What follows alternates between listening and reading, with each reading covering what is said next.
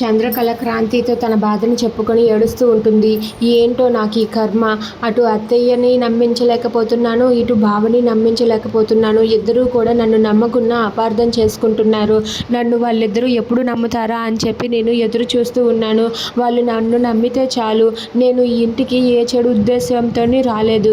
నేను వాళ్ళ జీవితాల్లో నుండి తప్పించుకొని ఇక్కడ కొత్త జీవితాన్ని ప్రారంభించడానికే వచ్చాను.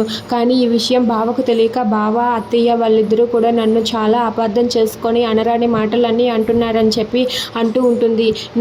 నా గురించి వీళ్ళకి తెలిసేలా చేయాలంటే ఆ దేవుడే దిగు రావాలి అని చెప్పి అనుకుంటూ ఉంటుంది. ఇంతలో ఆ ఇంటికైతే ఒక కొత్త ఆవిడైతే ఎంటర్ ఇస్తుంది. ఇక ఆవిడ ఆటోలో నుండి దిగుతూ ఉంటుంది.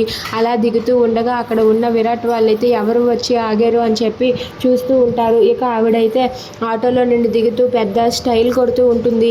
ఏంటి నేనంటే ఏమనుకుంటున్నారు, ఇప్పుడు ఎవరి తలరాతలనైనా మార్చేస్తాను అంటూ ఆ రైట్ లెగ్ ముందు పెడుతూ తనైతే కిందకు దిగుతూ తనైతే అక్కడ ఉన్న ఆటో వాడికి డబ్బులు ఇచ్చేసి అక్కడ తన చేతిలో ఉన్న అట్టతో అలా విసురుకుంటూ ఉంటుంది. విసురుకుంటూ ఆ ఇంటిని చూస్తూ ఇంటి లోపలికి వెళ్తూ ఉంటుంది.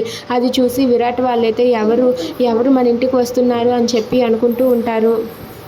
అలా వాళ్ళైతే చూస్తూ ఉండగా ఎంతలో ఆ కొత్తగా ఎంటర్ ఇచ్చిన ఆవిడైతే స్టైల్ కొడుతూ కళ్ళద్దాలు పెట్టుకుంటూ విసురుకుంటూ అలా వెళ్తూ ఉంటుంది. వెళ్తూ ఉండగా ఇప్పుడు నేను ఎవరి తలరాతలైనా మార్చగలను అని చెప్పి అనుకుంటుంది. If you like this video please subscribe our channel.